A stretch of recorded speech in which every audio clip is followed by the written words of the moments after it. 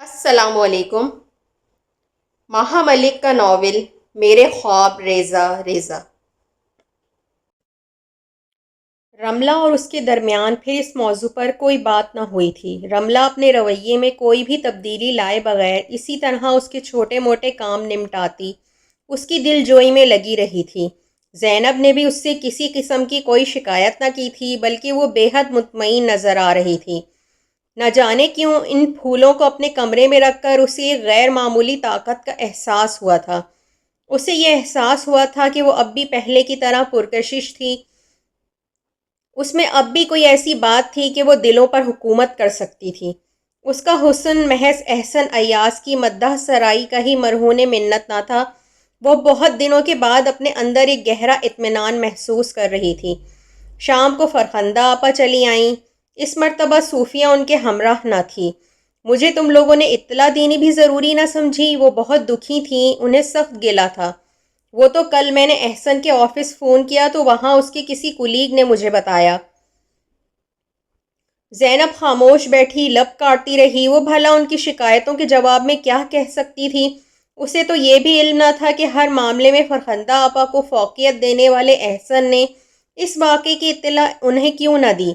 اس کی اور احسن کی تو اس موضوع پر کوئی بات تک نہ ہوئی تھی۔ یہ سب کچھ ہوا کیوں کر بیٹی؟ کون سی پیچیدگی ہو گئی تھی عین وقت پر؟ وہ بھیگی بھیگی آنکھوں کے ساتھ پوچھ رہی تھیں۔ مجھے نہیں پتا آپا، وہ قدرے بیزاری سے بولی۔ آپ چائے پیئے، ان باتوں سے بھلا حاصل بھی کیا؟ فرخندہ آپا خاموش ہو گئیں۔ انہوں نے زینب کی نخوت اور بیزاری کو محسوس کر لیا تھا۔ وہ دکھ کے ایک گمبھیر احساس کے ساتھ خاموش بیٹھی رہیں۔ پھر شام کو ان کے شوہر انہیں لینے چلے آئے۔ فرخندہ آپا جانے کے لیے تیار ہو گئیں۔ محبت کی پہچان کرنا سیکھو بیٹی، انہوں نے جاتے جاتے دھیرے سے کہا تھا۔ محبت، خلوص، رواداری، انسیت، زمانے نے ان چیزوں کو بہت کمیاب کر دیا ہے۔ جہاں کہیں بھی یہ دکھائی دیں، ان سے دامن بھر لینا چاہیے۔ میں آپ کا مطلب نہیں سمجھی آپا، وہ جان بوجھ کر انجان بن گئی۔ تمہاری مرضی ہے بیٹی، سمجھنا چاہو یا نہ سمجھنا چاہو تو۔ انہوں نے گہرا سانس بھرا۔ میں بس اتنا کہوں گی کہ تم سے ملنے میں میری اپنی کوئی غرض پوشیدہ نہیں۔ میں بہت خلوص اور بے غرضی سے اب تک احسن اور تمہیں چاہتی رہی ہوں، ملنے آتی رہی ہوں۔ خلوص اور بے غرضی کو پہچاننا سیکھو بیٹی۔ جو لوگ فی زمانہ اس جنس کی قدر نہیں کریں وہ بہت کم عقل ہوتے ہیں۔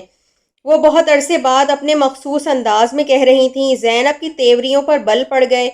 وہ انہیں کوئی سخت سی بات کہتے کہتے رہ گئی۔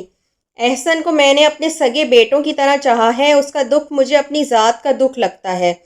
اس کے ہی حوالے سے تم بھی مجھے عزیز ہو، تمہاری تکلیف سے مجھے بھی تکلیف پہنچی ہے۔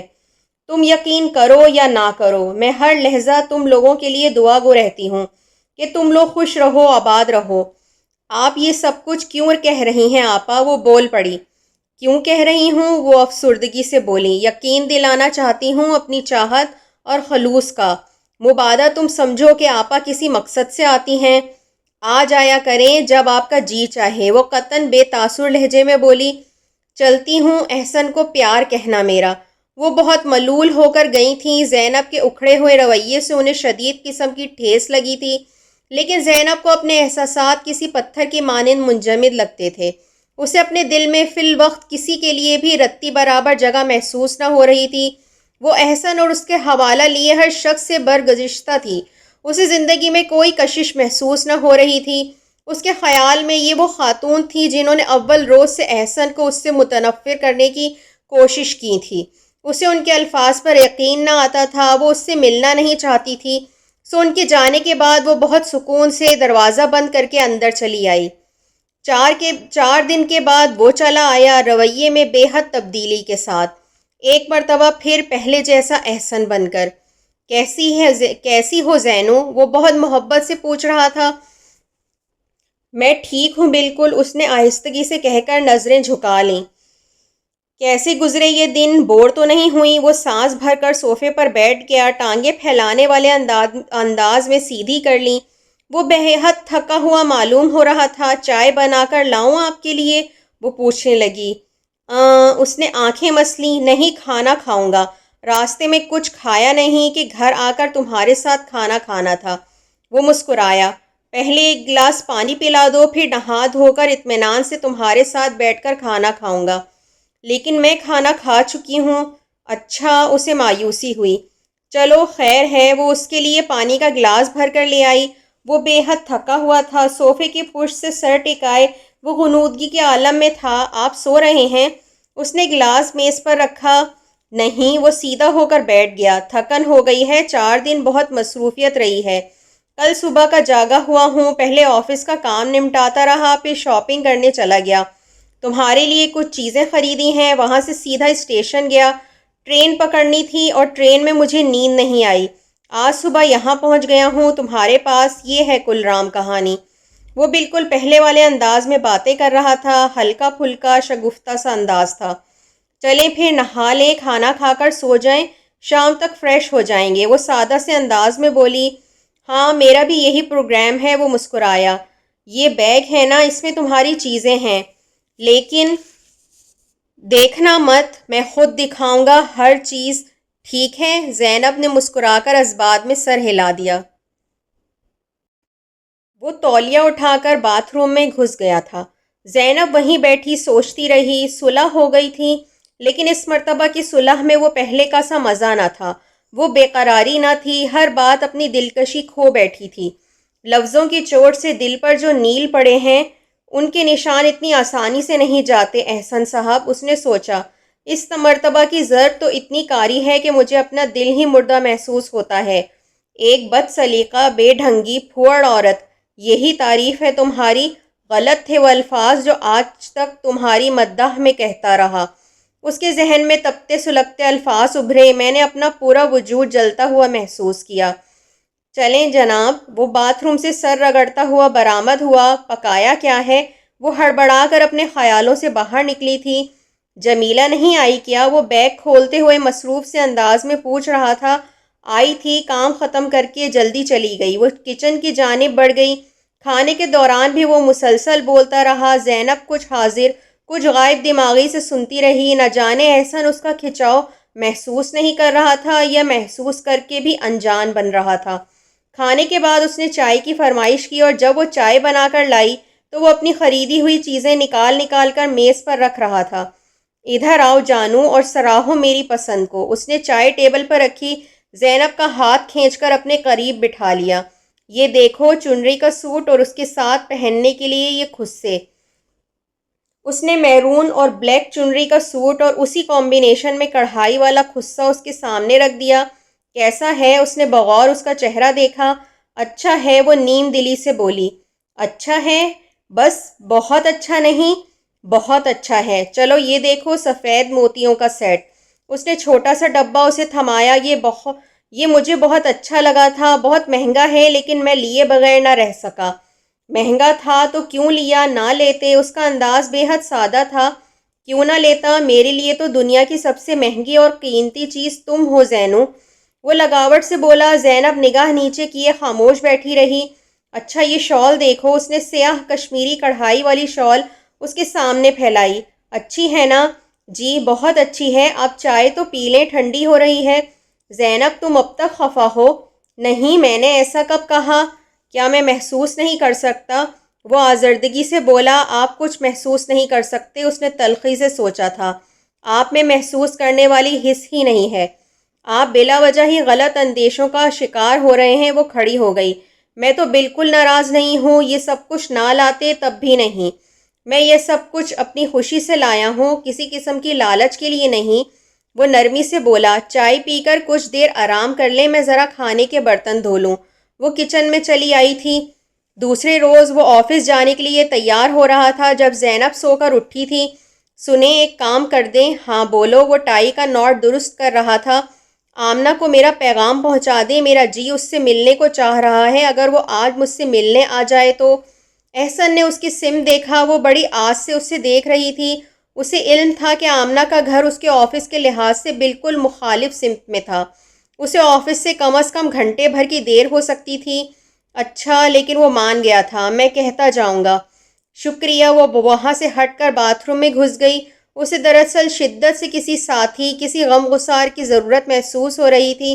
اسے خود اپنی کیفیات سمجھ میں نہیں آ رہی تھی، ایسے میں اسے سامع کی ضرورت تھی جو اسے اس کی کیفیات کے حوالے سے کبھی سمجھا سکتا۔ اسے سکون کی ضرورت تھی اور اسے علم تھا آمنہ کی قربت میں اسے سکون ملتا تھا۔ اسے یقین تو نہیں تھا کہ آمنہ آئے گی، لیکن وہ دوپہر میں چلی آئی تھی۔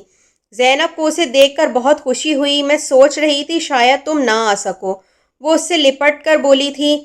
کیسے نہ آتی؟ آمنہ بولی۔ مجھے تو صبح احسن بھائی نے بتایا کہ وہ زینب میں کیا کہوں؟ اس کی آواز بھر آ گئی۔ کچھ نہ کہو آمنہ، وہ اداسی سے بولی۔ آج دوسری باتیں کریں گے، یہ بات سوچ سوچ کر دماغ تھک گیا ہے۔ تم ٹھیک کہتی ہو زینب۔ وہ اپنے بچے کو بستر پر لٹانے لگی۔ کیسے آئیں؟ انوار بھائی چھوڑ کر گئے ہیں؟ زینب نے موڈ بدلنے کی خاطر پوچھا تھا۔ نہیں، وہ تو آفس جا چکے تھے، میں ٹیکسی میں آئی ہوں۔ بہت شکریہ آمنہ، آج مجھے تمہاری بہت ضرورت محسوس ہو رہی تھی۔ میں تمہارا درد محسوس کر سکتی ہوں۔ وہ ہمدردی سے اس کے قریب آ گئی تھی۔ زینب کو یکایک نہ جانے کیا ہوا تھا، وہ اپنا سر دونوں ہاتھوں میں تھام کر پھوٹ پھوٹ کر رو دی تھی۔ ارے ارے زینب زینب، آمنہ بے طرح گھبرا گئی۔ بھائی اس طرح مت کرو ورنہ میں بھی رو دوں گی، میں تمہارے لیے پانی لاتی ہوں۔ نہیں، اس نے آمنہ کا ہاتھ تھام لیا۔ پلیز میرے پاس رہو۔ اچھا ٹھیک ہے، آمنہ نے جیسے اسے دلاسا دیا۔ چلو یہاں آ کر بیٹھو۔ وہ اسے لے کر پلنگ تک آ گئی۔ آمنہ، میں بہت ٹینشن کا شکار ہو گئی ہوں، نہ جانے مجھے کیا ہو گیا ہے۔ ایسا لگتا ہے میں پاگل ہو جاؤں گی۔ کوئی شخص مجھے اپنا نہیں لگتا، کوئی بات مجھے خوشی نہیں بخشتی۔ ٹھیک ہو جائے گا زینب، سب ٹھیک ہو جائے گا۔ وہ اس کے قریب بیٹھ گئی۔ اچانک پیش آنے والے اس حادثے نے تمہارا ذہن معاف کر دیا ہے، لیکن یہ کیفیت عارضی ہے۔ ماشاءاللہ تمہارا اتنا چاہنے والا شوہر تمہارے ساتھ ہے، بہت جلد تم اس صدمے کے اثرات سے باہر نکل آؤ گی۔ شوہر؟ شوہر کی بات کرتی ہو؟ وہ چہرہ اٹھا کر تلخ لہجے میں بولی۔ مجھے احسن سے نفرت ہوتی جا رہی ہے۔ کیا؟ آمنہ کا منہ کھلا رہ گیا۔ یہ تم کیا کہہ رہی ہو زینب؟ مجھے تم سے کم از کم اتنی شدت پسندی کی توقع نہیں تھی۔ احسن بھائی کا اس سارے قصے میں کیا قصور ہے؟ ایسا حادثہ تو اکثر عورتوں کے ساتھ پیش آ جاتا ہے۔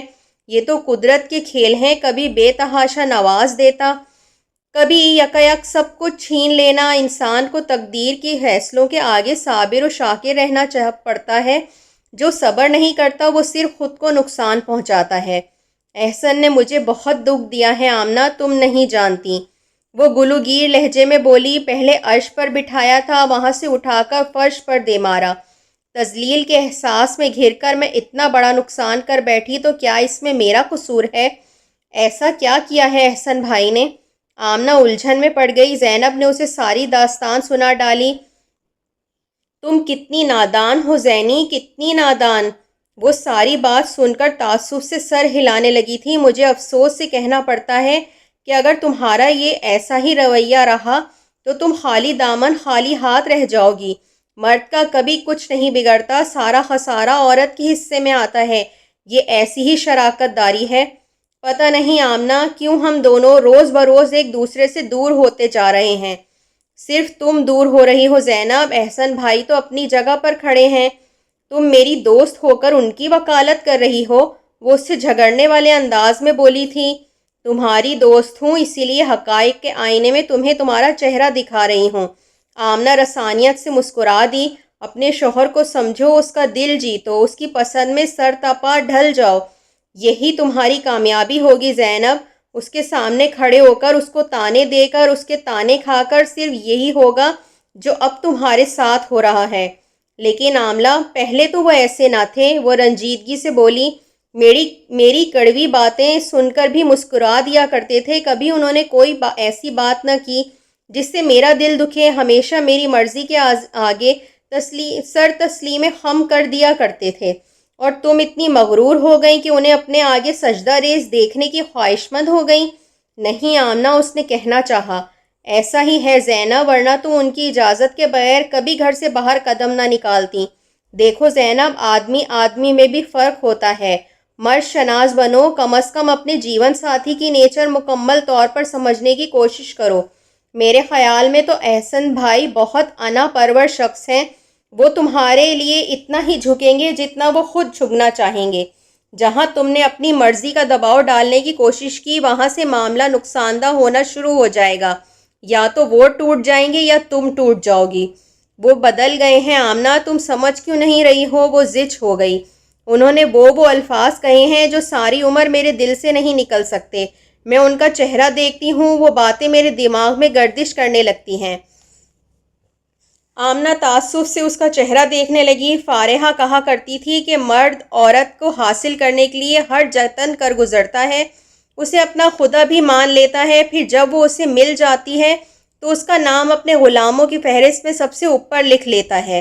سارے چکر دسترس کا ہے۔ مجھے لگتا ہے وہ ٹھیک ہی کہتی تھی۔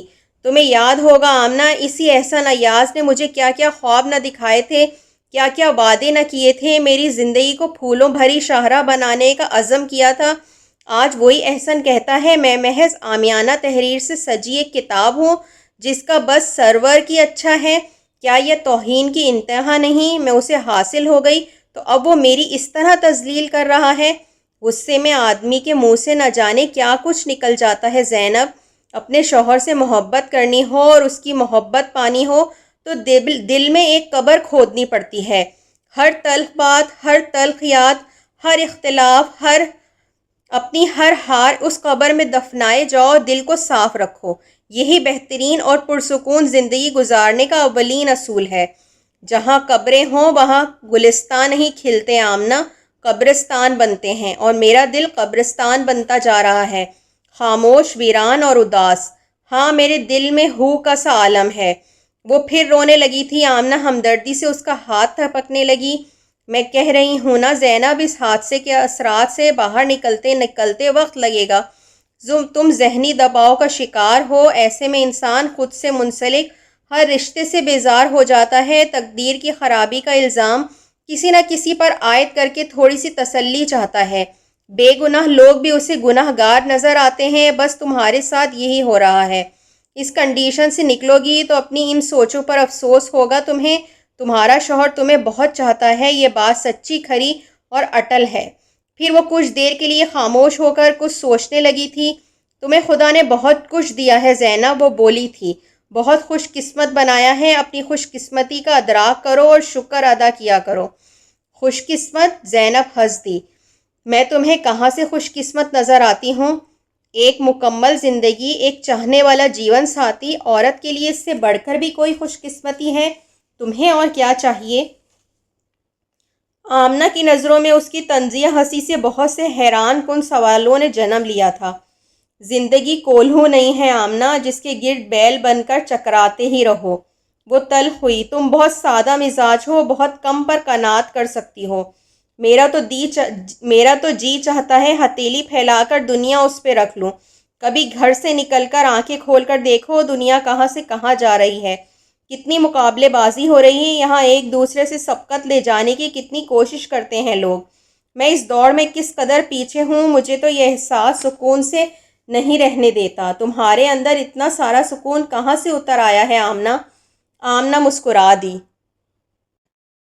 مجھے دنیا اور اس کے مقابلے بازی سے کچھ غرض نہیں۔ میں نے اپنے گھر کو اپنی دنیا مان لیا ہے، اور میری اس چھوٹی سی دنیا میں بہت سکون ہے۔ دل میں جب ان گنت خواہشات اور تمنائیں بھری ہوں تو سکون کو جگہ نہیں ملتی۔ دل کو ان آلودہ چیزوں سے پاک کرو، نیک سوچوں سے سجاؤ، تو سکون خود یہاں عبادت کرنے چلا آتا ہے۔ میری باتوں پر غور کرنا زینب، سکون تمہاری دسترس سے دور نہیں، ان پارا صفت سوچوں سے اپنی دماغ کو چھٹکارا دلاؤ۔ زینب حیرانی سے اسے دیکھتی رہی۔ آمنہ میں تمہاری جیسی نہیں بن سکتی، بالکل بھی نہیں بن سکتی۔ پھر اس نے کہا تھا۔ احسن کی مصروفیت دن بدن بڑھتی ہی جا رہی تھی۔ وہ شام کو اکثر دیر سے آنے لگا تھا۔ ہاں، کام کچھ زیادہ ہے ان دنوں۔ ایک مرتبہ زینب کے استفسار پر اس نے بتایا تھا، اوور ٹائم بھی کر لیتا ہوں، جو قرض لیا ہوا ہے لوگوں سے اس کا بہت بوجھ ہے میرے سر پر، چاہتا ہوں جلد از جلد ادا ہو۔ ابھی مہینے 2 مہینے یہی روٹین رہے گی۔ زینب کوفت کا شکار ہوتی جا رہی تھی۔ جمیلہ شام تک کام ختم کر کے چلی جاتی تھی، پھر کوئی مخاطب کرنے والا بھی نہ ہوتا تھا۔ وہ ٹی وی لگائے بیٹھی رہتی اور بے چینی سے پہلو بدلا کرتی۔ کبھی کبھار اسے بچے کا خیال آ جاتا تو تنہائی آزار بن جایا کرتی۔ اس روز بھی وہ کتنی دیر تک تنہا بیٹھی رہی تھی۔ رات کے 8 بج رہے تھے۔ احسن بھی دیر سے لوٹنے کا کہہ گیا تھا۔ وہ کچھ دیر تک بے مقصد ہی ٹہلتی رہی، پھر اسے رملہ کا خیال آ گیا۔ اسے بھوک لگ رہی تھی اور وہ کسی کی ہمراہی میں کھانا کھانا چاہتی تھی۔ دروازہ لاک کر کے وہ رملہ کی طرف چلی آئی۔ وہاں پہنچ کر اسے مزید مایوسی ہوئی۔ گھر پر رملہ کی بوڑھی ملازمہ اکیلی تھی۔ بی بی تو شاپنگ کرنے گئی ہیں، اس نے بتایا۔ اس وقت اسے بے تحاشا کوفت ہوئی تھی۔ بہت دیر کی گئی ہوئی ہیں، لوٹتی ہوں گی۔ آپ بیٹھے، میں چائے بنا لاتی ہوں۔ نہیں اماں، میں کھانا کھاؤں گی لیکن رملہ کے ساتھ۔ اچھی بات ہے، میں روٹیاں ڈال لیتی ہوں تب تلک۔ وہ کچن میں چلی گئیں۔ زینب وہیں بیٹھ گئی، بے دلی سے رملہ کے گھر کی آرائش پر غور کرنے لگی۔ اسی وقت دروازہ کھول کر رملہ اور میر سکندر علی ہنستے ہوئے اندر داخل ہوئے تھے۔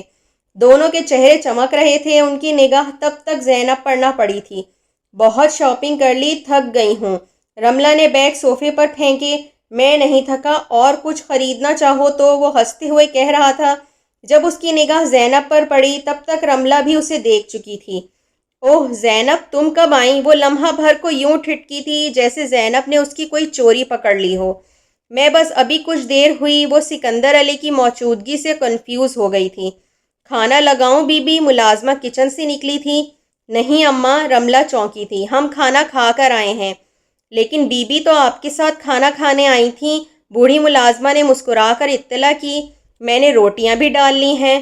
تو پھر ہم ضرور کھانا کھائیں گے۔ یکایک میر سکندر علی مسکرایا تھا۔ رملہ، کھانا لگوا لو، معزز مہمان کے لیے ہم دوبارہ کھانا کھا سکتے ہیں۔ رملہ جیسے جبراً مسکرائی تھی۔ ٹھیک ہے اماں، ٹیبل لگاؤ۔ زینب نے اسے منع بھی کرنا چاہا لیکن نہ جانے کیوں وہ کچھ بول ہی نہ سکی۔ میں ذرا ایک فون کر لوں؟ سکندر علی معذرت کر کے اندر چلا گیا تھا۔ وہ دونوں کچھ دیر خاموش بیٹھی رہیں، پھر رملہ اٹھ کر اسے اپنی شاپنگ دکھانے لگی۔ کتنی ساری چیزیں لینی تھیں، میں بہت دنوں سے مارکیٹ نہ جا سکی تھی۔ پھر آج سکندر آ گیا تو میں نے کہا لگے ہاتھوں یہ کام بھی ہو جائے۔ اکیلے شاپنگ کرنا بہت دشوار ہوتا ہے یار، نہ کوئی مشورہ دینے والا، نہ سامان اٹھانے والا۔ وہ ہنسی۔ سکندر کے ساتھ شاپنگ کرنے کا ایک پلس پوائنٹ اور بھی ہے۔ زینب نے سوالیہ نگاہیں اٹھائیں۔ بندے کو بس چیزیں پسند کرنا ہوتی ہیں، پرس نہیں کھولنا پڑتا۔ سکندر کا والیٹ ہر دکان پر از خود کھلتا بند ہوتا رہتا ہے، اشیاء کی پیمنٹ ہوتی رہتی ہے نا مزے کی بات؟ اس نے کہکہا لگایا تھا۔ اچھا یہ کپڑے دیکھو۔ پیمنٹ سکندر نے کرنی تھی تو میں نے دل بھر کر کپڑا کٹوایا۔ لون کے 8 سوٹ ہیں، یہ 2 سوٹ بریزے سے لائی ہوں۔ یہ پرفیوم دیکھو، صرف شیشی کھولنے کی دیر ہے اور پورا کمرہ مہک اٹھتا ہے۔ سکندر کہنے لگا یہ میری طرف سے گفٹ ہے۔ میں نے کہا یہ باقی گفٹ پھر کس کی طرف سے ہیں؟ وہ پھر ہنسی۔ کہنے لگا یہ تو بس عام سی شاپنگ ہے نا۔ اچھا زینب، یہ سینڈل دیکھو۔ اس نے سیاہ نازک سی سینڈل اس کی جانب بڑھائی۔ بہت خوبصورت ہے، بہت نازک۔ زینب نے لاشعوری طور پر ہی اپنا پیر اس میں ڈال دیا تھا۔ ہائے، تمہارے پیر تو قیامت ڈھا رہے ہیں، اتنے حسین پیر۔ رملہ چیخ اٹھی۔ کم بخت، تو کیا چیز ہے؟ زینب نے جھینپ کر اپنا پیر جوتی سے باہر نکال لیا۔ رملہ کی چیزوں نے اس پر ایک سحر سا طاری کر دیا تھا۔ اسے اپنا دل مٹھی میں دبا ہوا محسوس ہو رہا تھا۔ ہائے، شاپنگ تو یہ ہوتی ہے، بازار سے تو یوں لوٹتے ہیں۔ ایک بازار میں جاتی ہوں، روتے ہوئے جاؤ، روتے ہوئے لوٹو۔ مہنگائی بہت ہے، قرضہ سر پہ چڑھا ہے، مہینے کا آخر ہے۔ وہ رملہ کی چیزیں دیکھ رہی تھی اور سوچ رہی تھی۔ کیسی اعلیٰ چیزیں خرید کر لائی ہے۔ لون ایسی نفیس کہ دیکھ کر چھونے کو اور چھو کر پہننے کو جی مچل جائے۔ اور یہ بریزے چکن کا سوٹ، یہ تو میرے لیے خواب سے زیادہ نہیں۔ اور پرفیوم، نہ جانے کیوں اس کا جی جل کر خاک ہو گیا۔ اسے تو کبھی کسی نے اتنا قیمتی، اتنا مہنگا تحفہ نہ دیا تھا۔ میں سکندر کے لیے کافی تیار کر لوں؟ رملہ کھڑی ہوئی تھی۔ میں جانتی ہوں وہ فوراً کافی کا تقاضا کرے گا، اور اب تو اس کا حق بھی ہے کہ میں اسے اپنے ہاتھوں سے کافی بنا کر پلاؤں۔ آ جاؤ، کچن میں چلتے ہیں۔ وہ لاؤنج سے نکل گئی۔ زینب بیٹھی اپنے خیالوں میں گم تھی جب وہ کھنکھارا۔ معزز خاتون، کیا میں یہاں بیٹھ سکتا ہوں؟ وہ نہ جانے کب دبے قدموں چلا آیا تھا۔ جی ضرور بیٹھیں، وہ کھڑی ہوئی۔ میں رملہ کے پاس کچن میں جا رہی ہوں۔ Please Zainab, sit down. کچھ دیر گفتگو میں کوئی حرج ہے کیا؟ اس کا لہجہ بے حد شائستہ تھا۔ وہ کچھ تذبذب کے ساتھ دوبارہ بیٹھ گئی۔ آپ کی طبیعت اب کیسی ہے؟ آپ کچھ کمزور ہو گئی ہیں۔ میں ٹھیک ہوں، پھولوں کے لیے شکریہ، وہ نہ جانے کس دھیان میں کہہ گئی۔ سکندر علی کے لبوں پر بڑی خوبصورت مسکراہٹ نمودار ہوئی تھی۔ آپ کو برا تو نہیں لگا تھا؟ زینب چند لمحے سوچتی رہی، اسے وہ پھول پا کر اچھا لگا تھا۔ نہیں، وہ سر جھکا کر بولی، تھینک یو، اس کائنڈنس کے لیے میں آپ کا شکر گزار ہوں۔ کیا آپ مجھ پر ایک اور مہربانی کریں گی پلیز؟ وہ التجائی لہجے میں پوچھ رہا تھا۔ زینب نظروں میں الجھن بھر کر اسے دیکھنے لگی۔ میر سکندر علی نے پینٹ کی جیب سے ایک مخملی ڈبیا نکال لی۔ ایک چیز ہے بے حد خوبصورت اور نازک، اسے دیکھ کر آپ کا خیال آیا تھا۔ مجھے اپنے دل میں کچھ غلط خیال مت کیجیے گا، یہ ایک نذرانہ ہے، بس ایک نذرانہ، بنا کسی لالچ کے یا برائی کے خیال کے۔ اس نے نازک سی وائٹ گولڈ کی چین میں جگمگاتا ہیرے کا لاکٹ اس کی نظروں کے آگے کر دیا۔ روشنی کی لہریں اس سے ٹکرا کر یوں منعکس ہو رہی تھیں کہ زینب کو اپنی آنکھوں میں تارے بھرتے ہوئے محسوس ہوئے۔ لاکٹ اس کی نظروں کے آگے جھول رہا تھا۔ زینب ایک خواب کے عالم میں اسے دیکھتی رہی۔ یہ ایک چھوٹا سا نذرانہ ہے زینب، سکندر علی نرم آواز میں بول رہا تھا۔ اگر آپ شرف قبولیت بخش دیں تو میں دنیا کا خوش قسمت ترین شخص سمجھوں گا خود کو۔ نہیں، اس نے خشک لبوں پر زبان پھیری، میں یہ کیسے لے سکتی ہوں؟ بھلا کس رشتے کے تحت؟ محض بعض رشتے بس ذرا سی خوشی کے ہوتے ہیں، یہ دوستی کے رشتے ہوتے ہیں، ان کا کوئی مطلب، کوئی غرض نہیں ہوتی۔ آپ مجھے غلط نہ سمجھیں، میں نے کہا نا، بس اس کی خوبصورتی اور نزاکت کو دیکھ کر مجھے آپ کا خیال آ گیا تھا۔ میں نے سوچا ایک پیاری شخصیت کے پاس ضرور پہنچنا چاہیے۔ پلیز زینب۔ زینب کا دل دھک دھک کر رہا تھا۔ اس نے آہستگی سے وہ لاکٹ اپنی مٹھی میں بھر لیا۔ گھر کا دروازہ کھول کر وہ بڑی تیزی سے اندر داخل ہوئی تھی، اپنے پیچھے دروازہ بند کر لیا تھا۔ اس کا دل پوری طاقت کے ساتھ دھڑک رہا تھا۔ حلق کسی انجانے خوف سے بالکل خشک ہو رہا تھا۔ چند لمحوں تک وہ دروازے سے ٹیک لگا کر کھڑی رہی، پھر آہستہ آہستہ چلتی ہوئی اپنے کمرے میں چلی آئی۔ احسن کی آمد اب تک نہ ہوئی تھی اور یہ اچھا ہی تھا، زینب اپنی کیفیت اس سے کسی طور نہ چھپا پاتی۔ بیڈ کے کنارے ٹک کر وہ خود کو سوچنے سمجھنے کے قابل کرنے کی کوشش میں مصروف تھی۔ نہ جانے اس پل اسے کیا ہو گیا تھا، وہ جیسے میر سکندر علی کی نظروں کے طلسم اور لہجے کے فسوں سے ہپنوٹائز ہو گئی تھی۔ وہ اپنے آپ میں نہ رہی تھی۔ ایک انجان غیر مرد سے نہایت قیمتی تحفہ وصول کرنا حد درجے کی حماقت تھی اور زینب حیرانی سے اپنی حماقت کا جواز تلاش کر رہی تھی۔ یا شاید ایسا ہوا تھا کہ میں رملہ کی چیزیں دیکھ کر جس جھنجھلاہٹ، مایوسی اور اداسی کا شکار ہوئی تھی، اس کی تدارک فی الفور مجھے یہی طریقہ سوچا کہ میں ان ساری چیزوں سے کئی گنا زیادہ قیمتی اور خوبصورت چیز حاصل کر لوں۔ شاید یہی وجہ تھی۔ میں نے سوچے سمجھے بغیر اس نے مٹھی کھولی۔ نم ہتھیلی پر پڑا ہیرا پوری آب و تاب سے جگمگا رہا تھا۔ اس میں سے پھوٹتی روشنیاں اس کی بیش قیمت ہونے کی گواہی دے رہی تھیں۔ اس کی سفید کبوتری ہتھیلی خود پر نازاں لگتی تھی۔ زینب نے مٹھی پھر سے بند کر لی۔ وجہ کوئی بھی تھی، جواز کچھ بھی ٹھہرا تھا، یہ طے تھا کہ اب وہ ہیرا زینب شاہ کی ملکیت تھا۔ اسے لینا وہ اپنی حماقت گردان کر رہی تھی، لیکن اسے واپس کرنے کا کوئی ارادہ نہ رکھتی تھی۔ اور پھر وہ کہہ تو رہا ہے کہ اسے مجھ سے کوئی مطلب، کوئی غرض نہیں، محض ذرا سی خوشی کا رشتہ۔ اس نے خود کو مطمئن کرنا چاہا۔ خوشی؟ رشتہ؟ کوئی اس کے اندر بولا تھا۔ مرد اور عورت کا ذرا سا رشتہ، اور وہ بھی خوشی کا، وقتی خوشی۔ جانتی ہو زینب، ان الفاظ کا مطلب؟ اپنے اندر ایک ہولناک تباہی، ایک آتش فشاں سمیٹے ہوئے یہ الفاظ۔ وہ پریشان ہو کر اپنی جگہ سے اٹھ کھڑی ہوئی، بازو سینے پر لپیٹ کر ادھر ادھر ٹہلنے لگی۔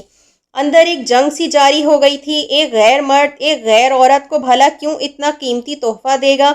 کیا اس کے پاس اس قدر فالتو دولت ہے کہ یوں ہی اپنے دل کی خوشی کے لیے تحفے بانٹتا پھرتا ہے بنا غرض کے؟ تو کوئی کسی کو اپنا گناہ نہیں دیتا۔ اور مجھے کیا ہوا تھا؟ میں نے بغیر سوچے سمجھے اپنا ہاتھ پھیلا دیا۔